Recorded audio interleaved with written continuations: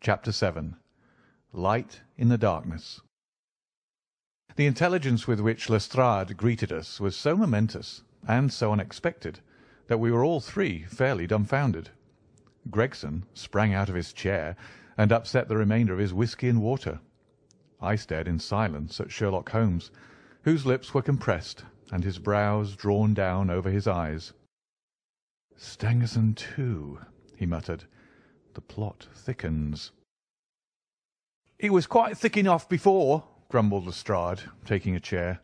"I seem to have dropped into a sort of council of war." Are you sure of this piece of intelligence?" stammered Gregson. "I've just come from his room," said Lestrade. "I was the first to discover what had occurred." "We have been hearing Gregson's view of the matter," Holmes observed. "Would you mind letting us know what you have seen and done?" "I have no objection," Lestrade answered, seating himself. "I freely confess that I was of the opinion that Stangerson was concerned in the death of Drebber. This fresh development has shown me that I was completely mistaken. Full of the one idea, I set myself to find out what had become of the secretary. They had been seen together at Euston Station about 8:30 on the evening of the 3rd. At 2 in the morning, Drebber had been found in the Brixton Road. The question which confronted me was to find out how Stangerson had been employed between 8:30 and the time of the crime, and what had become of him afterwards. I telegraphed to Liverpool, giving a description of the man and warning them to keep a watch upon the American boats. I then set to work calling upon all the hotels and lodging-houses in the vicinity of Euston. You see, I argued that if Drebber and his companion had become separated, the natural course for the latter would be to put up somewhere in the vicinity for the night, and then to hang about the station again next morning." "They would be likely to agree on some meeting place beforehand," remarked Holmes. "So it proved. I spent the whole of yesterday evening in making inquiries entirely without avail. This morning I began very early, and at 8 o'clock I reached Halliday's private hotel in Little George Street. On my inquiry as to whether a Mr. Stangerson was living there, they at once answered me in the affirmative. 'No doubt you are the gentleman whom he was expecting,' they said. 'He has been waiting for a gentleman for 2 days.' 'Where is he now?' I asked. 'He's upstairs in bed. He wishes to be called at 9. "'I will go up and see him at once,' I said.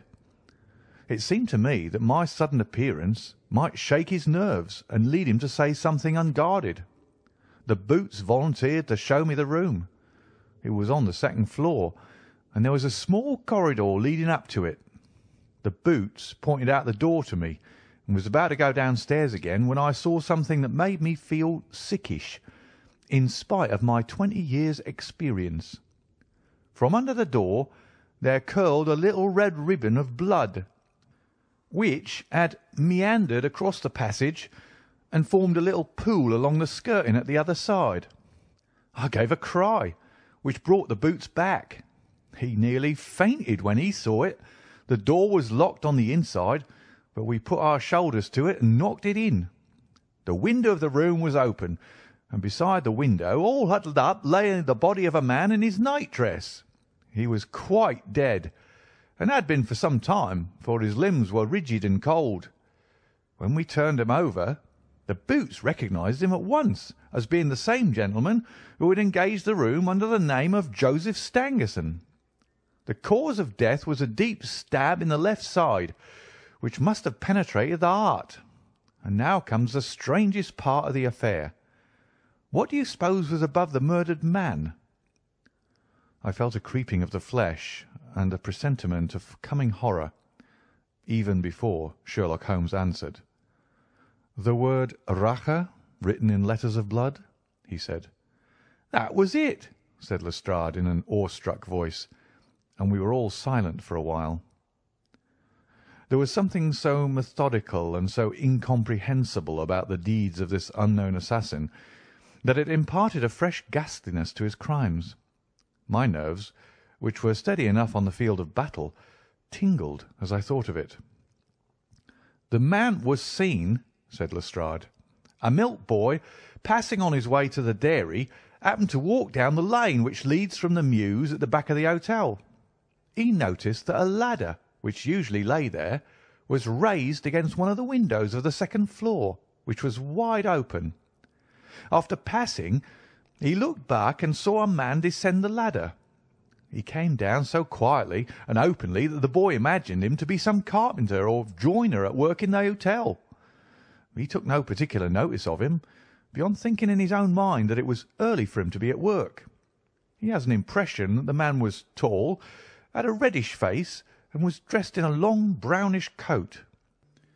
He must have stayed in the room some little time after the murder, for we found blood-stained water in the basin, where he'd washed his hands, and marks on the sheets, where he deliberately wiped his knife. I glanced at Holmes on hearing the description of the murderer, which tallied so exactly with his own. There was, however, no trace of exultation or satisfaction upon his face.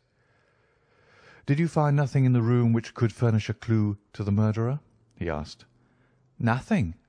Stangerson had Drebber's purse in his pocket, but it seems that this was usual, as he did all the paying. There was 80-odd pounds in it, but nothing had been taken. Whatever the motives of these extraordinary crimes, robbery is certainly not one of them. There were no papers or memoranda in the murdered man's pocket, except a single telegram, dated from Cleveland about a month ago, and containing the words, 'J.H. is in Europe.' There was no name appended to the message." "And there was nothing else?" Holmes asked. "Nothing of importance. The man's novel, with which he had read himself to sleep, was lying upon the bed, and his pipe was on a chair beside him. There was a glass of water on the table, and on the window-sill a small chip ointment box containing a couple of pills." Sherlock Holmes sprang from his chair with an exclamation of delight. "The last link!" he cried exultantly. "My case is complete." The two detectives stared at him in amazement. "I have now in my hands," my companion said confidently, "all the threads which have formed such a tangle. There are, of course, details to be filled in, but I am as certain of all the main facts from the time that Drebber parted from Stangerson at the station up to the discovery of the body of the latter, as if I had seen them with my own eyes. I will give you a proof of my knowledge. Could you lay your hand upon those pills?" "I have them," said Lestrade, producing a small white box. "I took 'em and the purse and the telegram, intending to have 'em put in a place of safety at the police station. It was the merest chance my taking those pills, for I am bound to say that I do not attach any importance to them." "Give them here," said Holmes. "Now, Doctor," turning to me, "are those ordinary pills?" They certainly were not. They were of a pearly grey colour, small, round, and almost transparent against the light. "From their lightness and transparency, I should imagine that they are soluble in water," I remarked. "Precisely so," answered Holmes. "Now, would you mind going down and fetching that poor little devil of a terrier which has been bad so long, and which the landlady wanted you to put out of its pain yesterday?" I went downstairs and carried the dog upstairs in my arms. Its laboured breathing and glazing eye showed that it was not far from its end. Indeed, its snow-white muzzle proclaimed that it had already exceeded the usual term of canine existence. I placed it upon a cushion on the rug. "I will now cut one of these pills in two," said Holmes, and drawing his penknife, he suited the action to the word. "One half we return into the box for future purposes. The other half I will place in this wine-glass, in which is a teaspoonful of water. You perceive that our friend, the doctor, is right, and that it readily dissolves." "This may be very interesting," said Lestrade in the injured tone of one who suspects that he is being laughed at. "I cannot see, however, what it has to do with the death of Mr. Joseph Stangerson." "Patience, my friend, patience. You will find in time that it has everything to do with it. I shall now add a little milk to make the mixture palatable, and on presenting it to the dog we find that he laps it up readily enough." As he spoke, he turned the contents of the wine-glass into a saucer and placed it in front of the terrier, who speedily licked it dry. Sherlock Holmes' earnest demeanour had so far convinced us that we all sat in silence, watching the animal intently, and expecting some startling effect. None such appeared, however. The dog continued to lie stretched upon the cushion, breathing in a laboured way, but apparently neither the better nor the worse for its draught. Holmes had taken out his watch, and as minute followed minute without result, an expression of the utmost chagrin and disappointment appeared upon his features. He gnawed his lip, drummed his fingers upon the table, and showed every other symptom of acute impatience. So great was his emotion that I felt sincerely sorry for him, while the two detectives smiled derisively, by no means displeased at this check which he had met. "It can't be a coincidence," he cried at last, springing from his chair and pacing wildly up and down the room. "It is impossible that it should be a mere coincidence. The very pills which I suspected in the case of Drebber are actually found after the death of Stangerson. And yet they are inert. What can it mean? Surely my whole chain of reasoning cannot have been false. It is impossible. And yet this wretched dog is none the worse. Ah, I have it! I have it!" With a perfect shriek of delight, he rushed to the box, cut the other pill in two, dissolved it, added milk, and presented it to the terrier.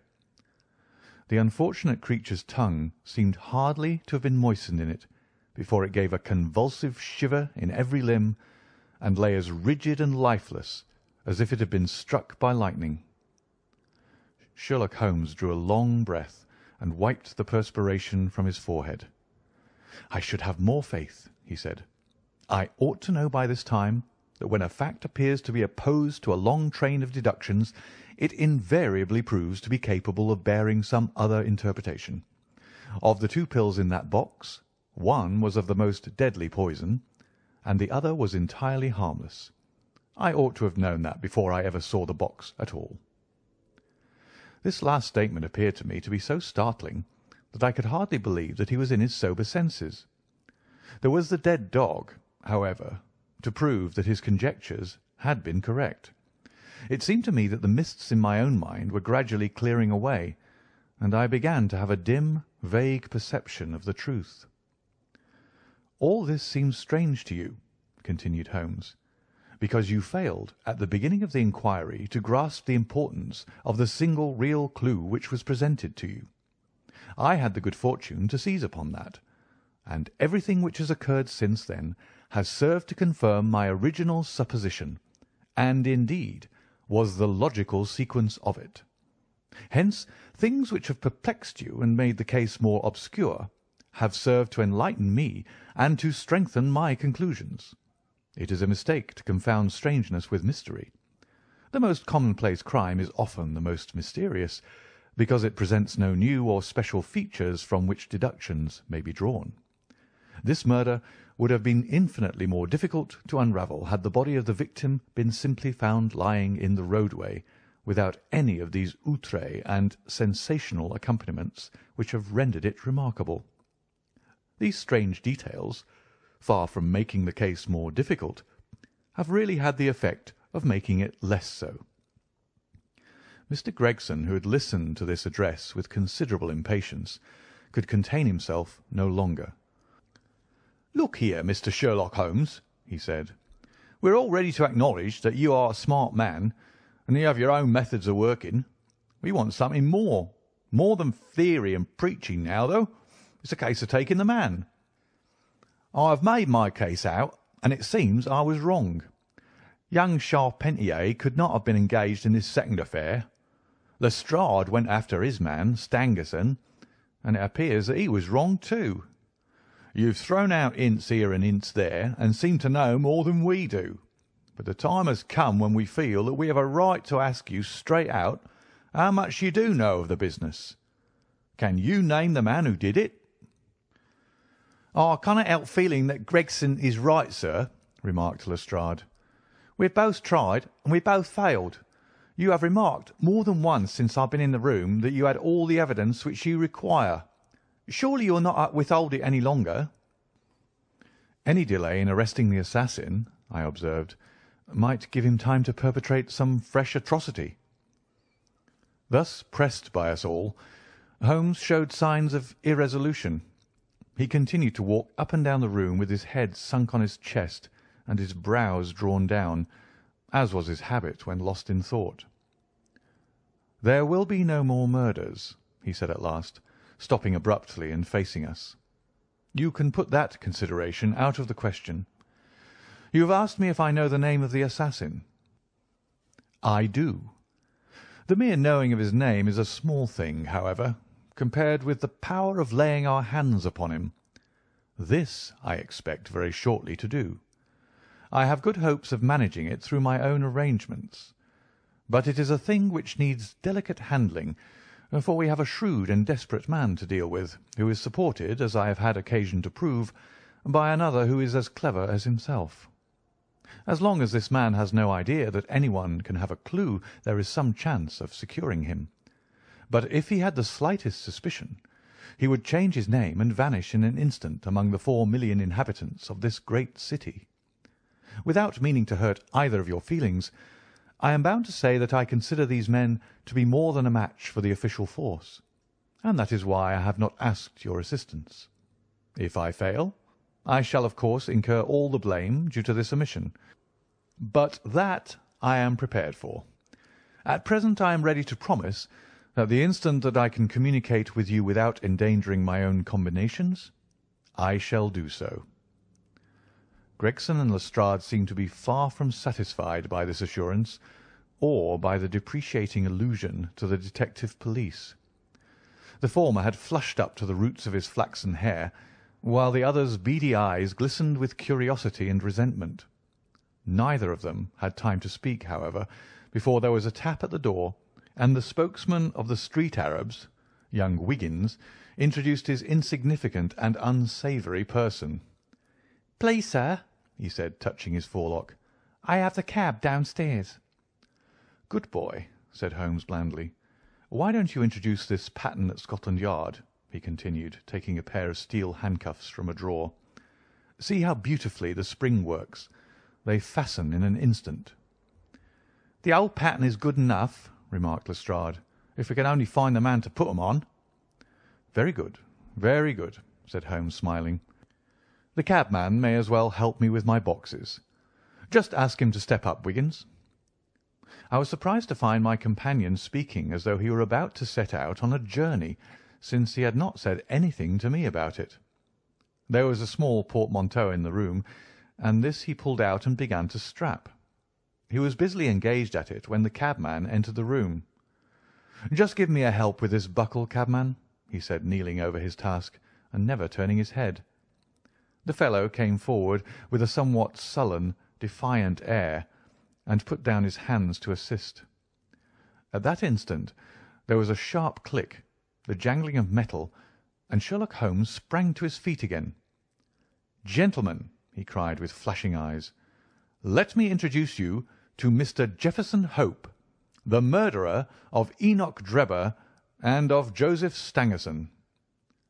The whole thing occurred in a moment, so quickly that I had no time to realise it. I have a vivid recollection of that instant, of Holmes's triumphant expression and the ring of his voice, of the cabman's dazed, savage face as he glared at the glittering handcuffs, which had appeared as if by magic upon his wrists. For a second or two we might have been a group of statues. Then, with an inarticulate roar of fury, the prisoner wrenched himself free from Holmes's grasp and hurled himself through the window. Woodwork and glass gave way before him, but before he got quite through, Gregson, Lestrade, and Holmes sprang upon him like so many staghounds. He was dragged back into the room, and then commenced a terrific conflict. So powerful and so fierce was he that the 4 of us were shaken off again and again. He appeared to have the convulsive strength of a man in an epileptic fit. His face and hands were terribly mangled by his passage through the glass, but loss of blood had no effect in diminishing his resistance. It was not until Lestrade succeeded in getting his hand inside his neckcloth and half strangling him that we made him realise that his struggles were of no avail. and even then we felt no security until we had pinioned his feet as well as his hands. That done, we rose to our feet breathless and panting. "We have his cab," said Sherlock Holmes. "It will serve to take him to Scotland Yard. And now, gentlemen," he continued with a pleasant smile, "we have reached the end of our little mystery. You are very welcome to put any questions that you like to me now, and there is no danger that I will refuse to answer them."